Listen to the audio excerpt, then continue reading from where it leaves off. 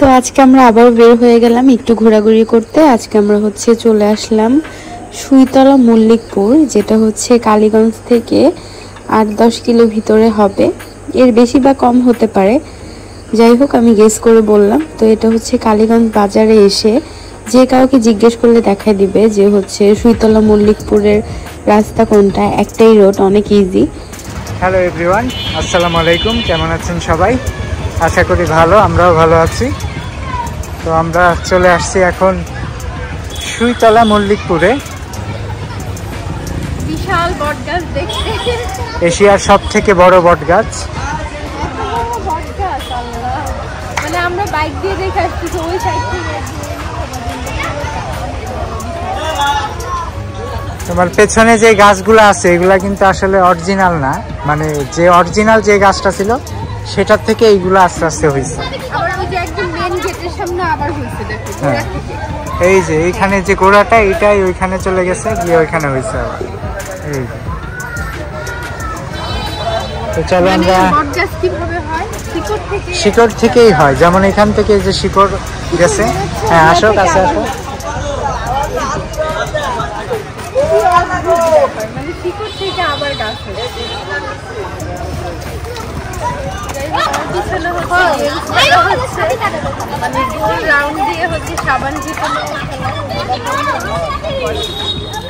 মানে গোল জিনিসটা যেটার মধ্যে থাকবে সে সেটা পাবে। এখানে আবার সিগারেটও আছে।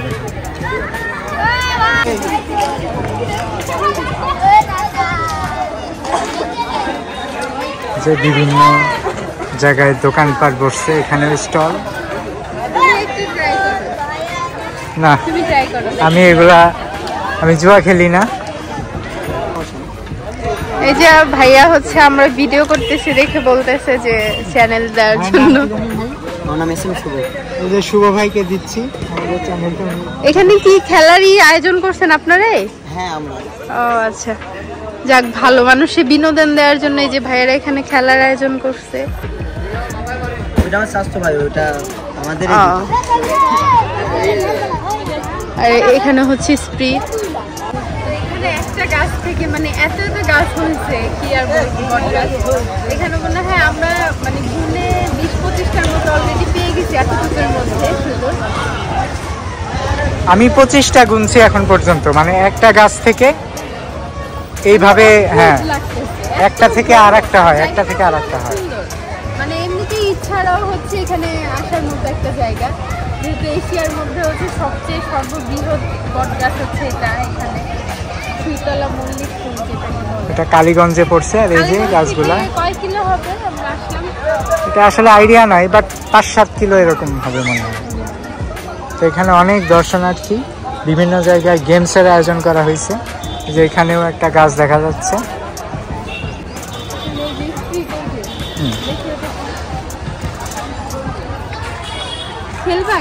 না, গেমস আমি খেলি না।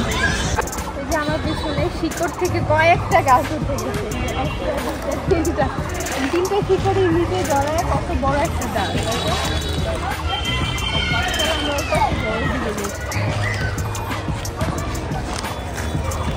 গাছের শিকড় থেকে এইভাবে হয়ে গেছে।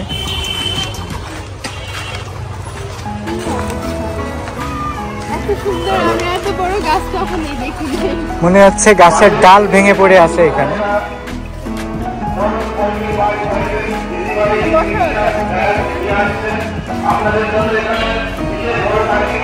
এটার মূল গাছটা এদিকে। এই যে মূল গাছটা এখান থেকে পরে এইভাবে চলে আসছে এই পাশে।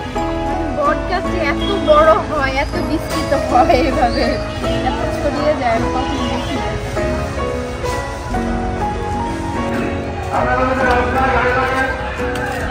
এখানে বট গাছের বাকলগুলো আসলে অনেক বড়।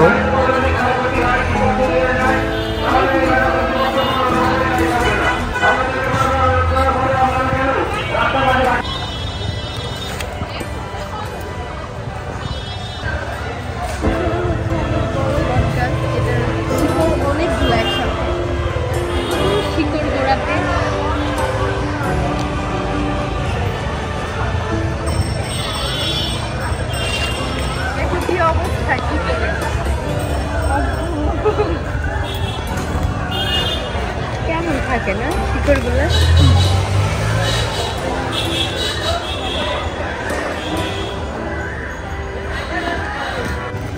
এখানে হচ্ছে বাহিরে অনেক খাবার দাবার আছে, প্লাস হচ্ছে একটা রেস্টুরেন্টও পেয়েছে।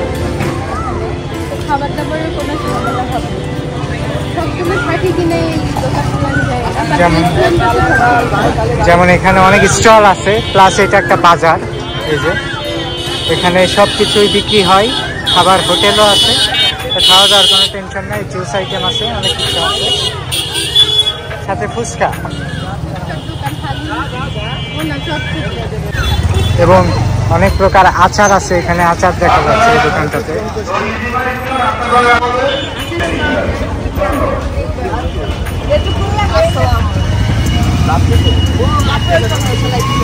চেরি ফলেরও আচার আছে এখানে।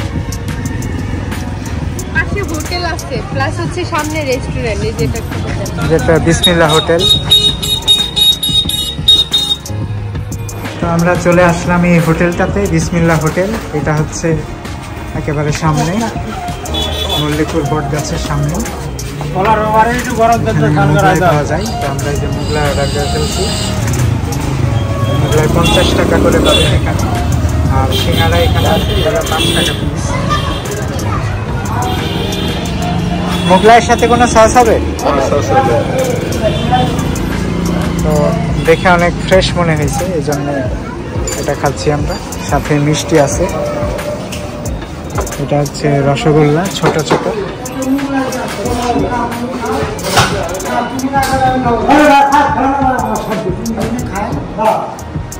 তো এই হচ্ছে আমাদের অর্ডার, মোগলাই। আর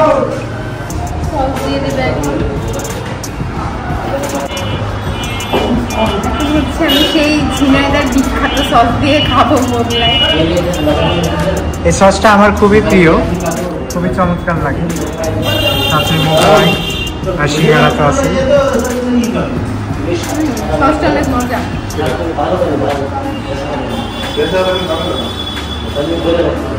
তো আমরা এখান থেকে ঝালমুড়ি খাবো, আর হোটেল থেকে খেয়ে আসলাম মাত্র। এখানে কি বিক্রি হচ্ছে ঝালমুড়ি? ঝালমুড়ি কত করে? 10 টাকা, 20 টাকা, 30 টাকা। কি কি আছে সাথে? বুট না, পেঁয়াজ আছে। এই যে মামার এখানে আসছি। এদিন হচ্ছে আমরা প্যারিস রোডে খাইছি পেঁয়াজ ছাড়া ঝালমুড়ি, ভালো লাগে। আজকে আমরা এখানে ট্রাই করে দেখবো কেমন হয়।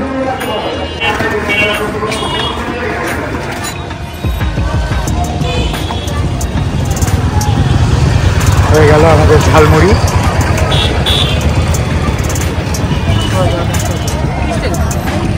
দেখতে অনেক ইয়ামি লাগতেছে। মনে হচ্ছে মজা হবে। রিভিউ দাও। ওকে,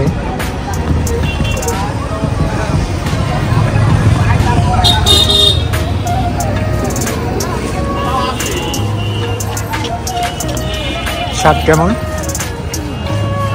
ওই দিনের থেকে ভালো। গুড, আপনি মার্কিং পেয়ে গেছেন মামা, ভালো আপনার ঝালমুড়ি।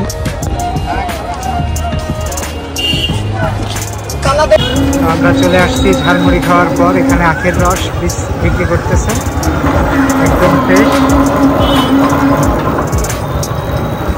আমরা একেবারে ফ্রেশ আখের রসটা আইস দিয়ে খাইছি।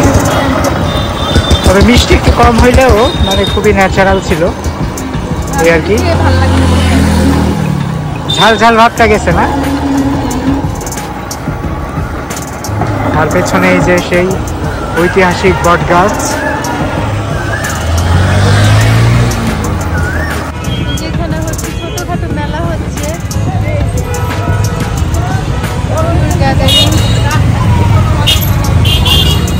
রেস্টুরেন্টটা হচ্ছে যেটা। যাও মেলা ভিতরে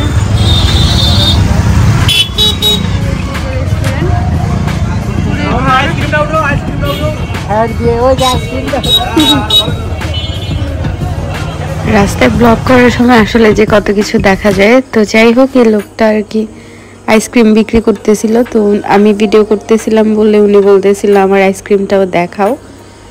তো এই বটগাছের মানে পাশেই হচ্ছে সুন্দর একটা মেলা বসেছিল। তো আমরা হচ্ছে ঘুরে টুরে সন্ধ্যার আগে বাসার দিকে চলে যাচ্ছি। তো আমাদের আজকের এই ছোট্ট ব্লগটা কেমন লাগলো সেটা সবাই অবশ্যই কমেন্টস করে জানাবেন।